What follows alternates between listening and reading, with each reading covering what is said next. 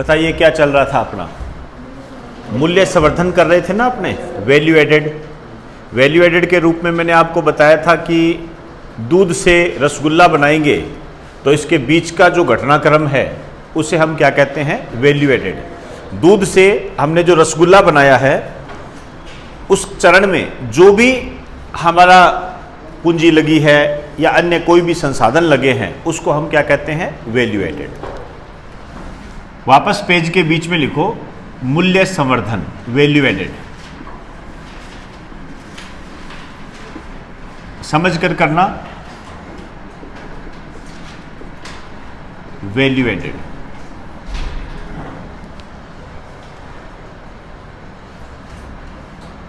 इसको दो पार्ट्स में डिवाइड कर दीजिए।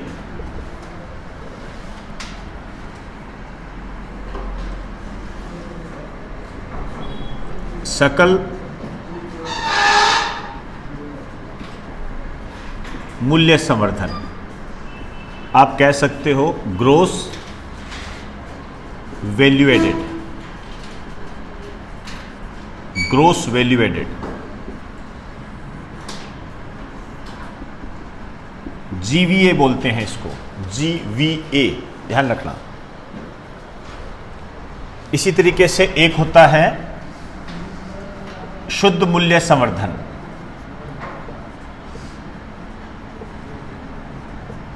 शुद्ध मूल्य संवर्धन हम इसको कहते हैं net value added, net value added. आप कह सकते हो एनवीए, एनवीए ऐसे शब्द इस्तेमाल होते हैं। कई बार इनका पूरा नाम भी पूछ लिया जाता है, जिसे जीवीए का पूरा नाम पूछा गया है, ग्रोस वैल्यू एडेड। और ये जो हम बात कर रहे हैं ये हम स्थिर कीमतों पर बात कर रहे हैं, एट स्टेबल प्राइस। स्थिर कीमतों पर बात कर रहे हैं, इसका मतलब हम किसकी बात कर रहे हैं? हमारा आधार क्या है? 2011-12, इस पर हम बात कर रहे हैं। और 3 क्षेत्र हमें लेने हैं। आप जानते हो हमारे 3 क्षेत्र होते हैं।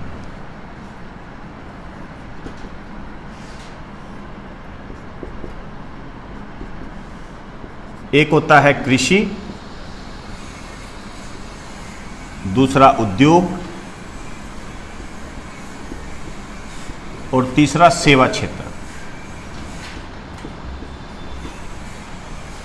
इसमें भी हम यही बात करेंगे।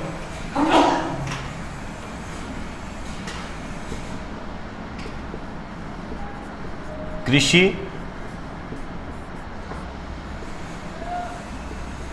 उद्योग,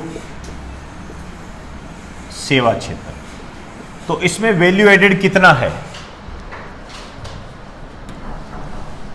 उसकी बात करनी है हमें।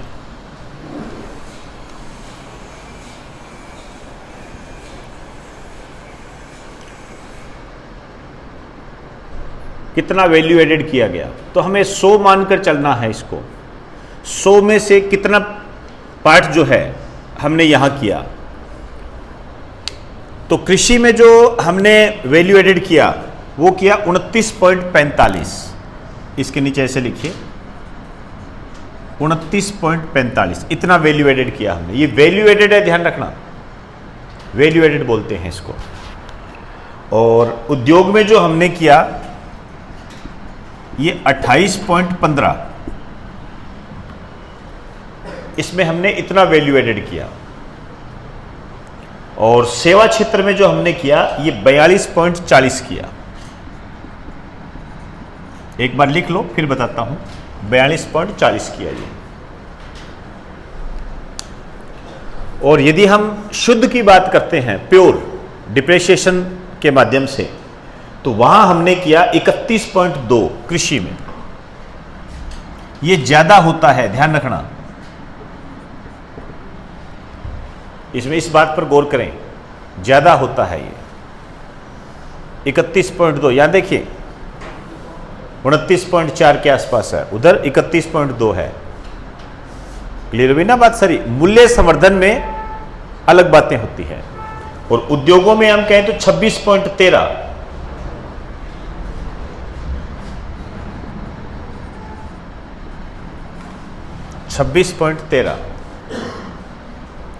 और सेवा में कहें तो 42.66। तो ये ओवरऑल जब हम इसको जोड़ते हैं तो इधर भी 100 हो जाएगा, इधर भी, उधर भी 100 हो जाएगा। ठीक है, इतना इंपॉर्टेंट नहीं है, फिर भी थोड़ी सी नजर रखें। आप देखिए, यदि मैं आपसे ये कहूं, क्वेश्चन इस पे जो बनेगा, आर्थिक समीक्षा 2020-21 के आधार पर सकल मूल्य संवर्धन में कृषि का वैल्यू एडेड कितना रहा? बताइए।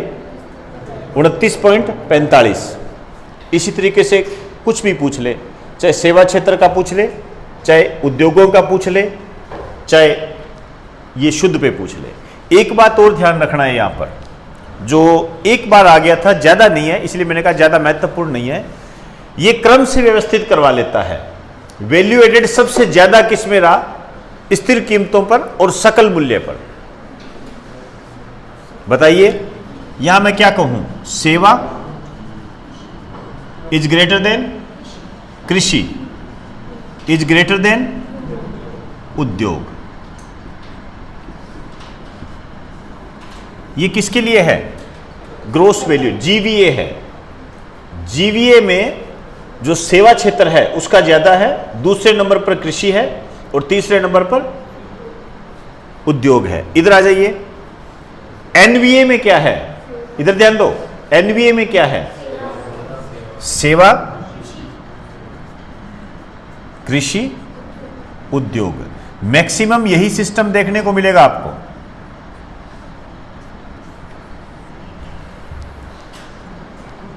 सेवा, कृषि, उद्योग।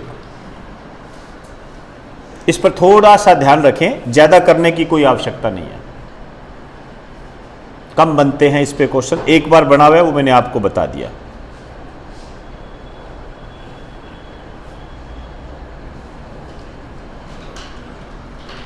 चलें, आइए।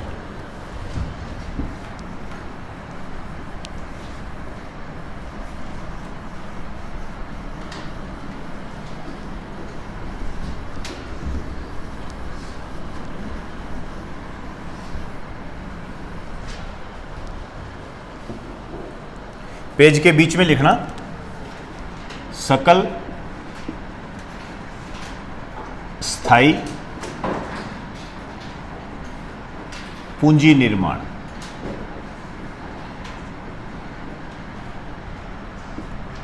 Gross stable capital making. Gross stable capital making.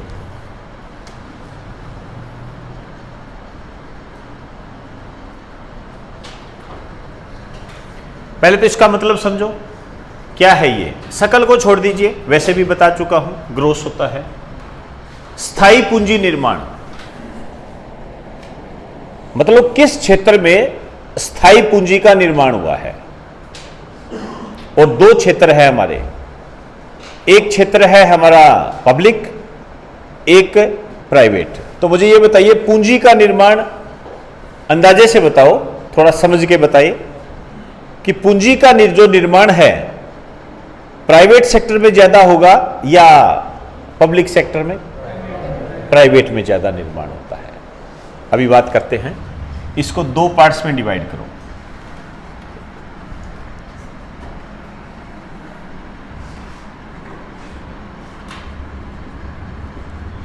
सार्वजनिक मतलब पब्लिक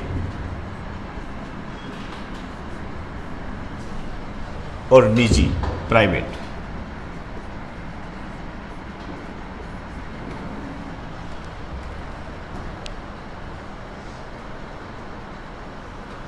अब जो मैं आपको बता रहा हूं, ये जो आंकड़े हैं, एक तो ध्यान रखना, ये प्रचलित कीमतों पर है, करंट प्राइस।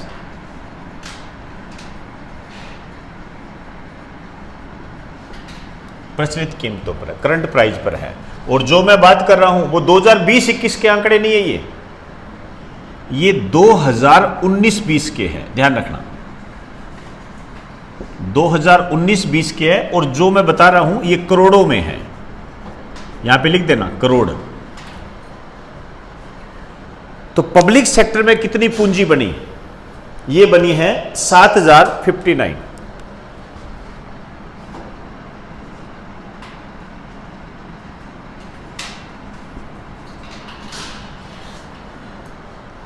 क्या हो जाएगा ये? 70,059, सॉरी ऐसे बोलेंगे ना,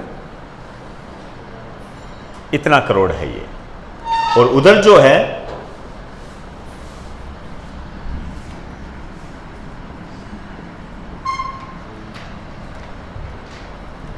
कितना हो जाएगा? 2,01,637, 201,637, ये निजी का है, इतने करोड़ों में है ये। टोटल जब हम देखते हैं 271,696,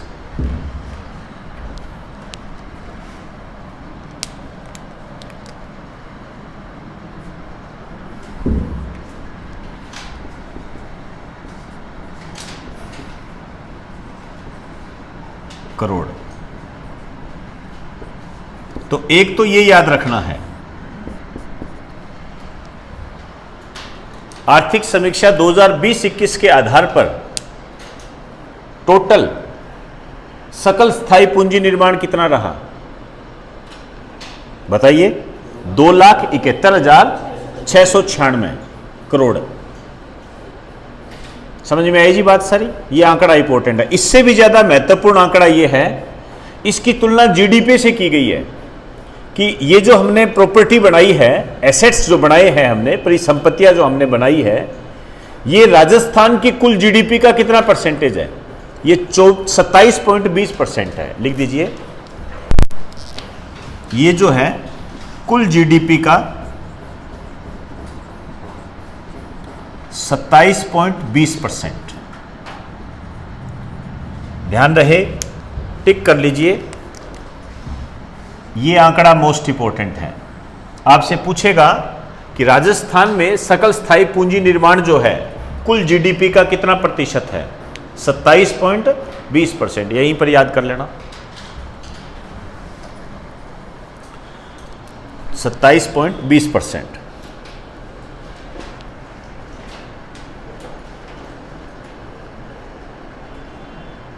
एक बात और लिखनी है आपने,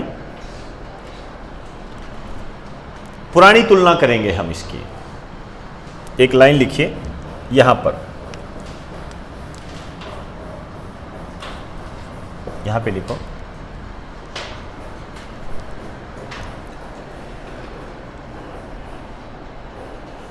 दो 2018-19 में, 2 मिनट रुकना, 2 मिनट,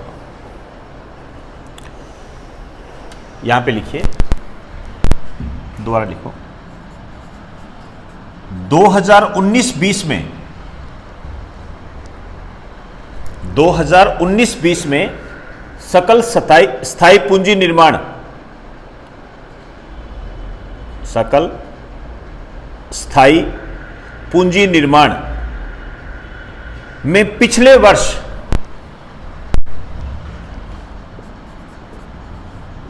सकल स्थायी पूंजी निर्माण में पिछले वर्ष, ब्रैकेट में लिखना 2018-19, पिछले वर्ष की तुलना में, पिछले वर्ष की तुलना में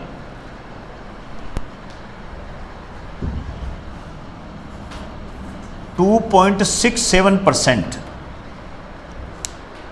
2.67% की वृद्धि हुई है। 2.67% की वृद्धि हुई है। क्लियर हुई सारी बातें? ये दोनों आंकड़े मोस्ट इंपॉर्टेंट हैं। एक ये कि सकल स्थायी पूंजी निर्माण जो है कुल जीडीपी का कितना प्रतिशत है, और सकल स्थायी पूंजी निर्माण में पिछले वर्ष की तुलना में कितनी वृद्धि हुई है? 2.67। ये दो आंकड़े ही पढ़ने हैं। समझ गए सारी बात? आइए अब पेज के बीच में लिखिए प्रति व्यक्ति आय, पर कैपिटा इनकम।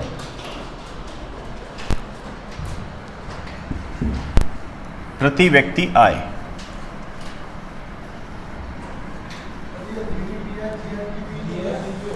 है एक ही बात है। बोलेंगे तो राजस्थान की जीडीपी ही, ठीक है, वो कोई बड़ी बात नहीं होती है। ऐसा नहीं है कि हम जीडीपी की जब बात करेंगे तो सेंटर की ही बात होगी, ऐसा नहीं होता कभी भी।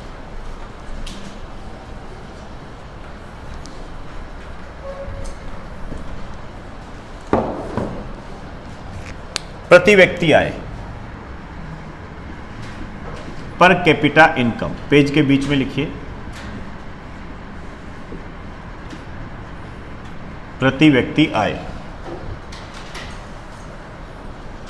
एक सीधा ही क्वेश्चन आया हुआ है कि लोगों के जीवन स्तर व कल्याण का सूचक क्या होता है?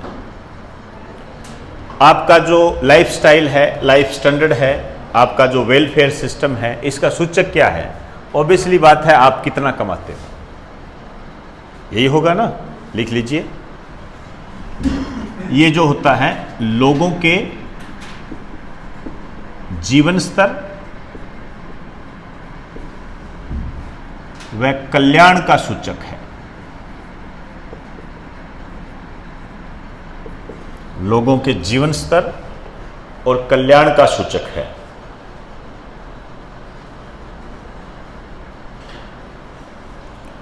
दो पार्ट्स में डिवाइड करेंगे हम इसको।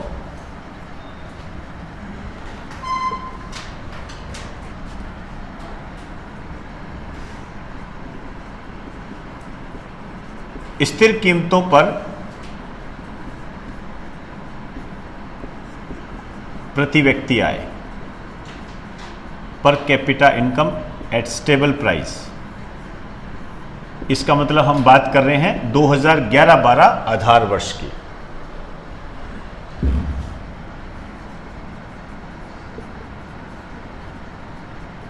चालू कीमतों पर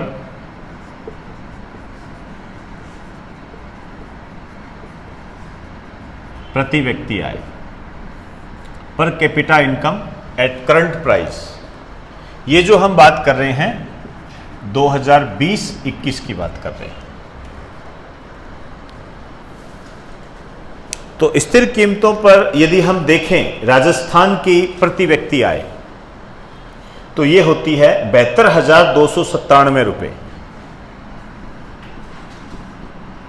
72,297 रुपये इतनी होती है ये। और चालू कीमतों पर यदि हम देखें तो ये होती है 1,09,386। 1,09,386। इस टाइप के क्वेश्चन बने हुए हैं। स्थिर कीमतों पर राजस्थान की प्रति व्यक्ति आय नॉर्मल याद रख लीजिए 72,000 के आसपास, एक्यूरेट याद रखने की कोई आवश्यकता नहीं है। और इधर करोगे तो 1,10,000 के आसपास याद कर लीजिए, ये लेटेस्ट है। लेकिन यहां पर आपको ध्यान रखना है कोविड-19 आया, इस कारण से कमी हुई है। अब ये जो कमी हुई है वो कितनी हुई है, ये भी अपने आप में एक महत्वपूर्ण बन जाता है। तो इसमें जो है, इसमें तो -7.7% का विचलन आया है। इतना डिस्टरबेंस है इसके अंदर, तो कमी हुई है पिछले वर्ष की तुलना में, ओबियसली होगी। -7.77% का इतना विचलन हुआ है। और उसमें जो है -5.29% का विचलन हुआ है। 5.29% का विचलन, 5.29% का विचलन हुआ है। ये बात ध्यान रखनी है। बस थोड़ी सी बात मैं करना चाहूँगा इंडिया लेवल की। इंडिया लेवल पर थोड़ा गौर कर लें, मैं तुलना करना चाहूँगा इसकी। ये तो है राजस्थान का, कई बार भारत से कंपेयर करवा लेता है इसको। यदि मैं भारत की बात करूं तो स्थिर कीमतों पर जो भारत की प्रति व्यक्ति आय है वो है 86,456 रुपये। 86,456 रुपये है स्थिर मूल्यों पर भारत की प्रति व्यक्ति आय। इंडिया लेवल के जीके में भी काम आ जाएगी आपके ये। -8.95% का विचलन है।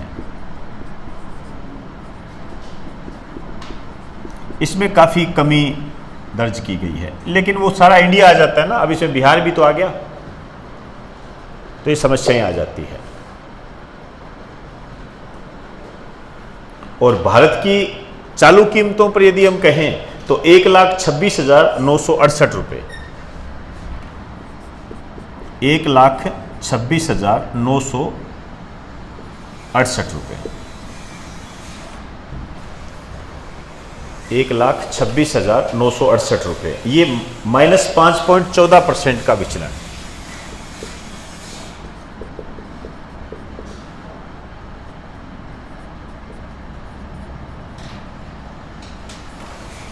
वैसे इनके पूछने के चांस थोड़े कम होते हैं, कई बार पूछ ले जाते हैं, इतने इंपॉर्टेंट नहीं है जितने पहले मैं व्याख्या कर चुका हूं, क्योंकि मुझे दोनों बातें रखनी पड़ेगी, उनको तो छोड़ना ही नहीं है।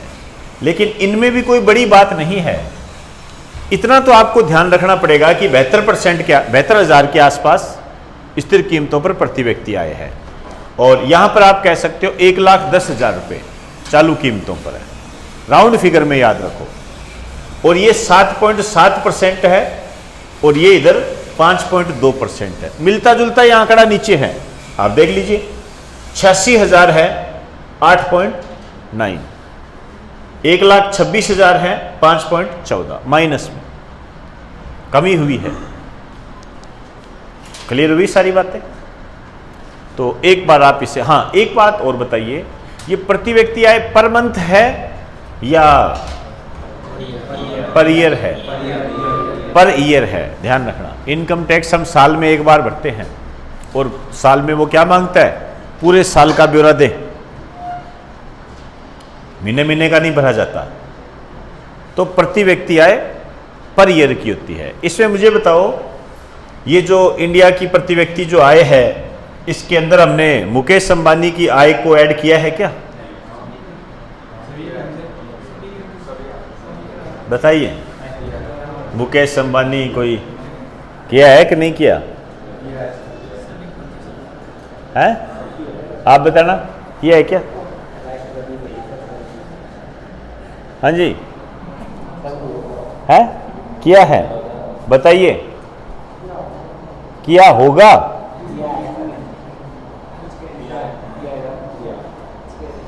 बताइए, मुकेश अंबानी की इनकम को इसके अंदर ऐड किया हुआ है या नहीं किया हुआ?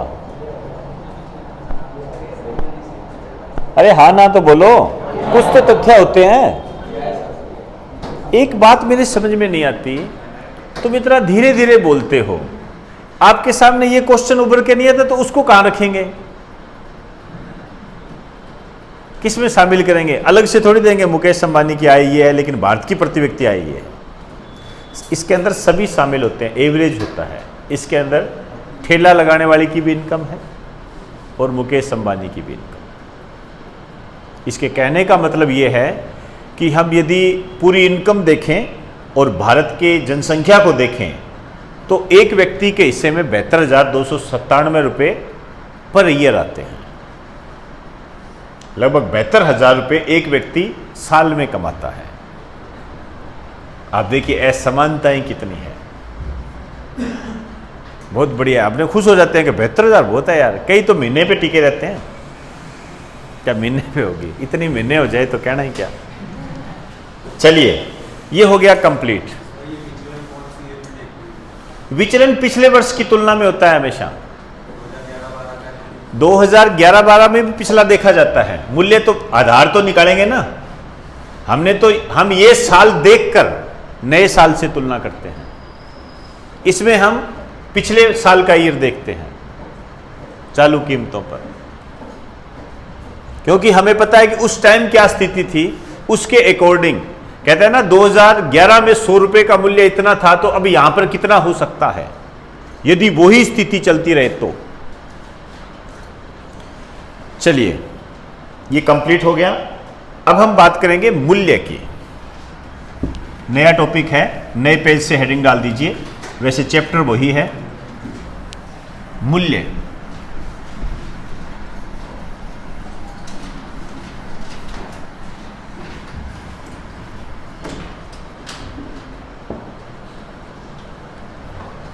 मूल्य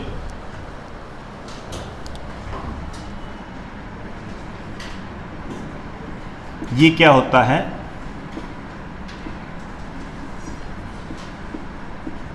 आर्थिक नियोजन प्रक्रिया का महत्वपूर्ण संकेतक होता है।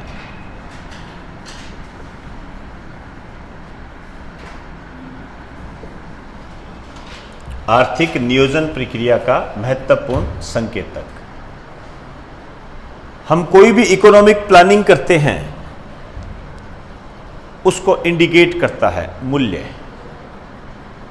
इसके बगैर हम आगे नहीं बढ़ सकते। मूल्य, मूल्य तो समझते हैं ना, प्राइस। इसमें परिवर्तन हो सकता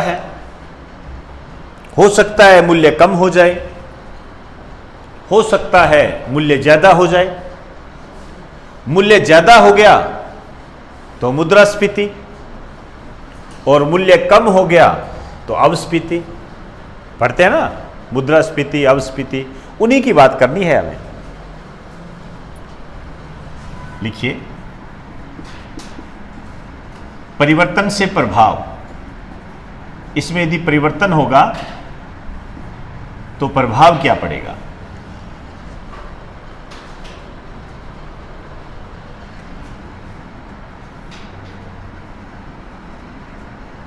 उपभोग,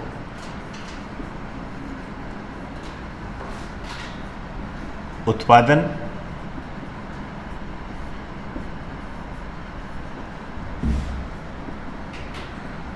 मांग, जीडीपी। अब चाहे ये देश की जीडीपी कह दो, चाहे स्टेट की जीडीपी कह दो, एक ही बात है। जीडीपी जो जीडीपी होती है, और मूल्य का प्रभाव जो राजस्थान में पड़ेगा, मुझे लगता है वही सेंटर पे पड़ेगा। इसमें तो कोई दो राय नहीं है ना, कहीं सेंटर पे नियम अलग हो जाए।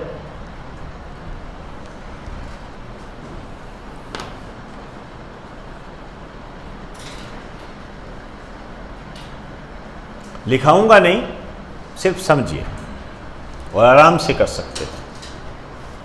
खुद ही जवाब दोगे आप मुझे, तो मेरी बात को ध्यान से सुनना, आप लोगों को ही जवाब देना है।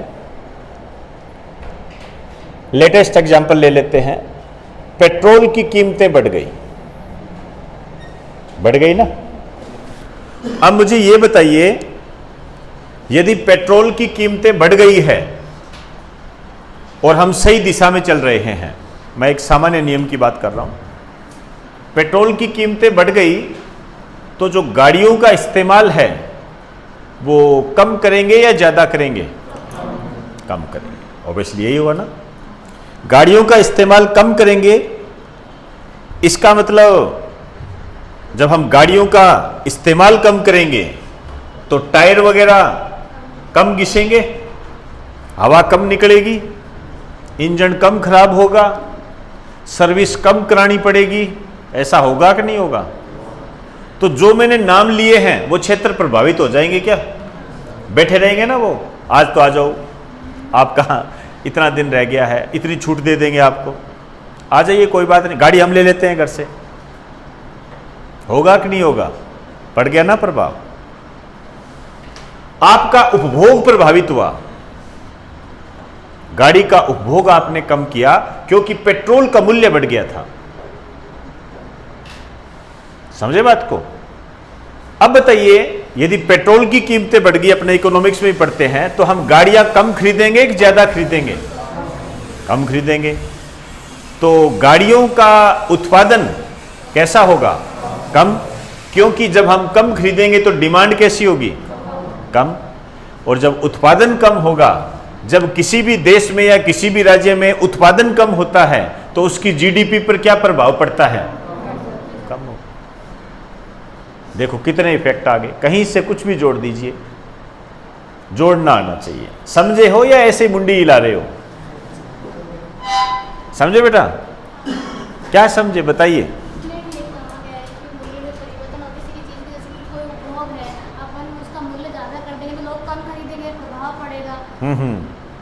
ठीक है, बिल्कुल सही है। चलिए अब बात करते हैं, ये जो मूल्य है इसको मापता कौन है? इधर आ जाइए। संबंधित संस्थान,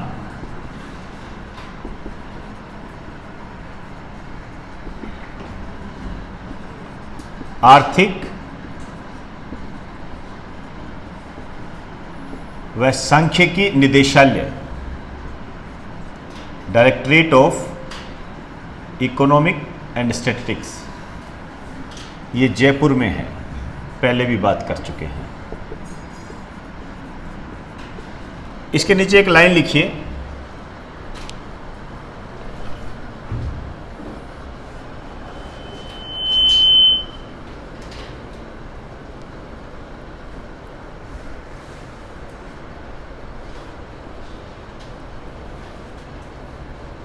लिखिए, इसके नीचे लिखो, इसके द्वारा 1957 से, इसके द्वारा 1957 से थोक व 2 मिनट रुकना, 1957 से आवश्यक वस्तुओं के, 1957 से आर्थिक वस्तुओं के, आवश्यक वस्तुओं के, इसके द्वारा 1957 से आवश्यक वस्तुओं के थोक व खुदरा मूल्य, थोक व खुदरा मूल्य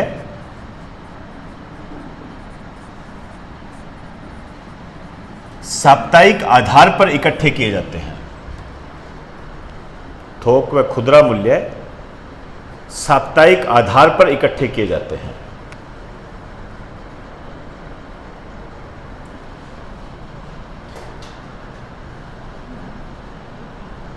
साप्ताहिक आधार पर इकट्ठे किए जाते हैं।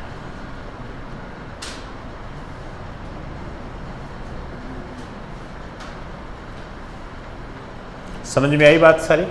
तो अब हम जो बात करेंगे, आपने कई बार नाम सुना होगा थोक मूल्य सूचकांक, उपभोक्ता मूल्य सूचकांक, कभी सुना है सीपीआई, कंज्यूमर प्राइस इंडेक्स, कभी सुना हो डब्ल्यूपीआई, होलसेल प्राइस इंडेक्स, सुना है कि नहीं सुना? चलो कोई बात नहीं, उनकी बात करेंगे हम। ये होते क्या हैं? मुद्रास्फीति को मापने से संबंधित होते हैं। हेडिंग डाल दीजिए मुद्रास्फीति, इन्फ्लेशन।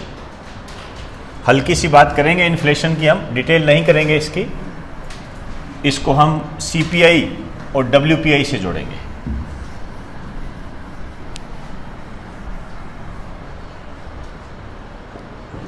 मुद्रास्फीति,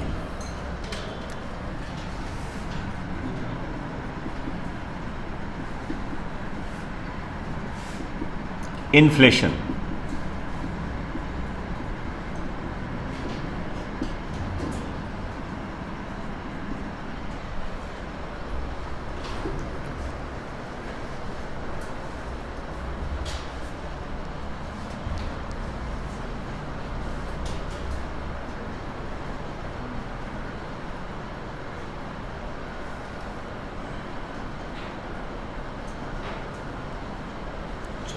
इधर देखिए,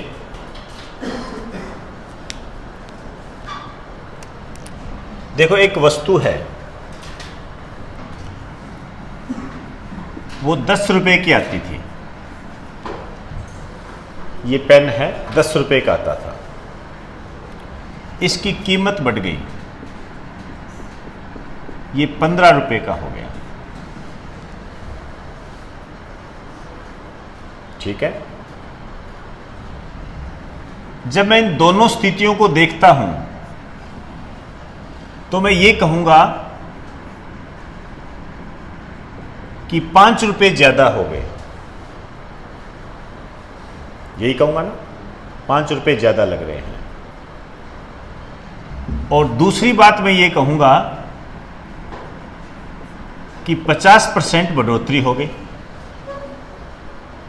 यही कहूंगा ना भाई। एक पेन 10 रुपए का आया, उसकी कीमत बढ़कर 15 रुपए हो गई।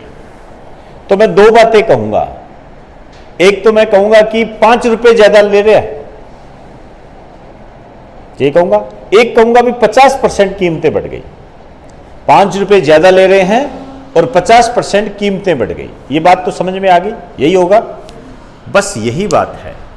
ये जो 5 रुपए है, इसे तो हम कहते हैं महंगाई, ये महंगाई होती है।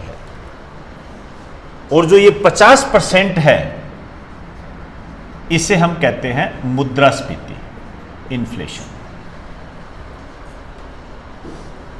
5 रुपए जो बढ़े हैं, ये जिसको तुम बोलते हैं महंगाई होगी, तो 5 रुपए महंगाई होगी।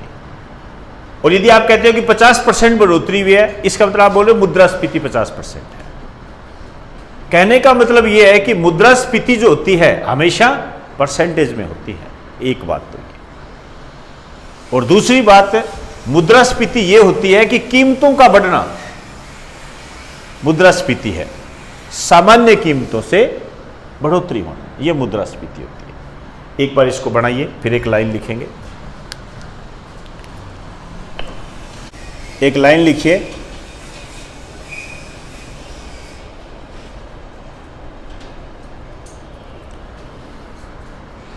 वस्तुओं व सेवाओं की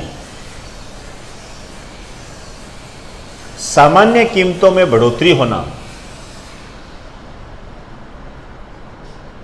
वस्तुओं व सेवाओं की सामान्य कीमतों में बढ़ोतरी होना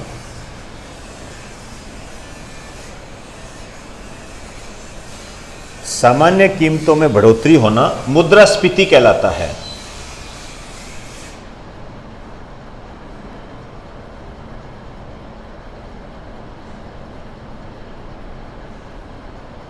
मुद्रास्फीति कहलाती है। यह हमेशा परसेंटेज में होती है।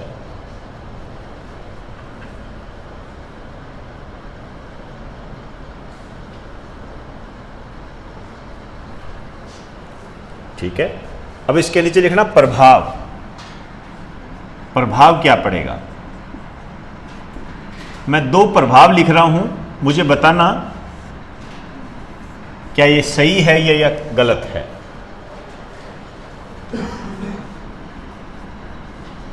मुद्रा की जो क्रय शक्ति है कम हो जाती है।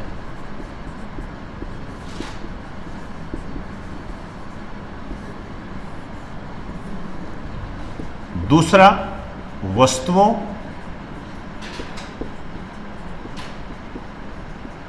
व सेवाओं का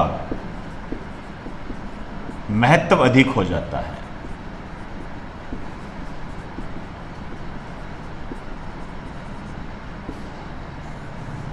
वस्तुओं व सेवाओं का महत्व अधिक हो जाता है।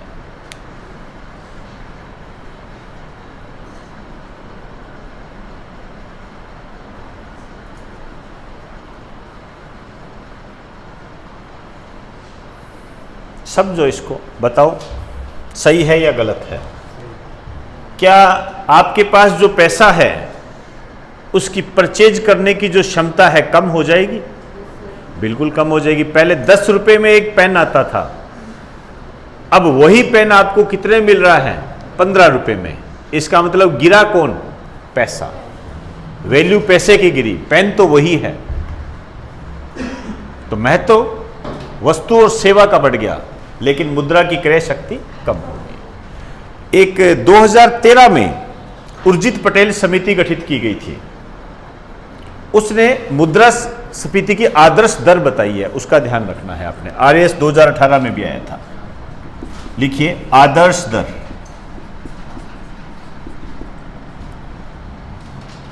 % होती है, इसके आगे प्लस माइनस 2%।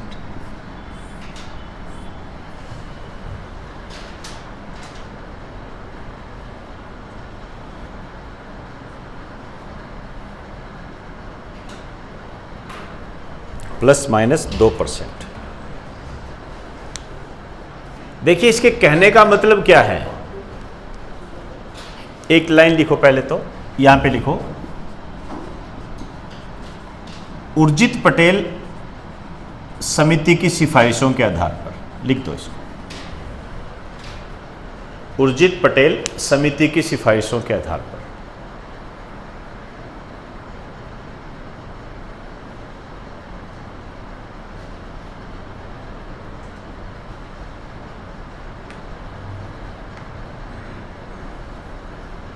इसके कहने का मतलब क्या है, इसको समझिए। ये कहता है कि मुद्रास्फीति की जो आदर्श दर है वो तो 4% ही है,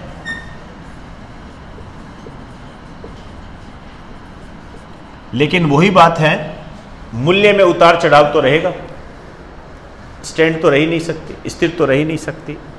तो यदि ऐसा हो जाए, कोई समस्या आ जाए, आपको मार्केट को कंट्रोल करना है, मॉनेटरी पॉलिसी लागू करनी है, आपने मुद्रा की महंगाई को या मुद्रा की स्थिति को कंट्रोल करना है, तो आप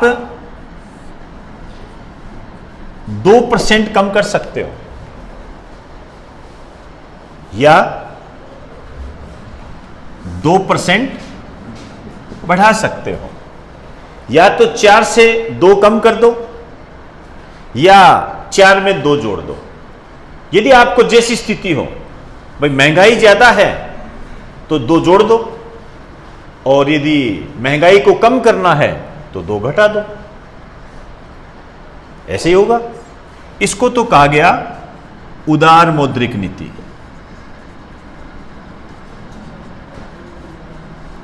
और इसको कहा गया कठोर मौद्रिक नीति। बस इससे ऊपर नहीं कर सकते, यदि उससे ऊपर चली गई तो फिर अनबैलेंस है, फिर इकोनॉमी से मैच नहीं करेगी, इंडियन इकोनॉमी से बाहर चली जाएगी। इसके दरमियान रहते हो तो उर्जित पटेल कहता है इंडियन इकोनॉमी के लिए सही है, विकास का सूचक है, कोई दिक्कत नहीं है। लेकिन यदि इससे बाहर चले गए फिर गलत है। आप कहते हो कि मुद्रास्फीति 1% है तो गलत है, आप कहते हो कि मुद्रास्फीति 7% होगी तो गलत है। महंगाई की दर यदि 6 से ऊपर चली गई फिर गलत है, जैसे अभी शायद 6 से ऊपर है तो गलत है, ये फिर इंडियन इकोनॉमी से मैच नहीं करेगी।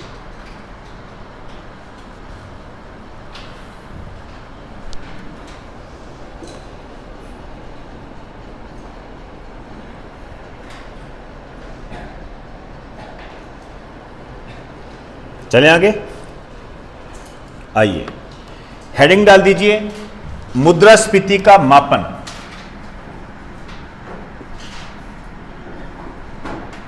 मुद्रास्फीति का मापन, measurement of inflation, measurement of inflation. ये बड़ा चैप्टर होता है, इसकी बात मैं कल करूंगा। यहां पर हम पढ़ेंगे थोक मूल्य सूचकांक और उपभोक्ता मूल्य सूचकांक।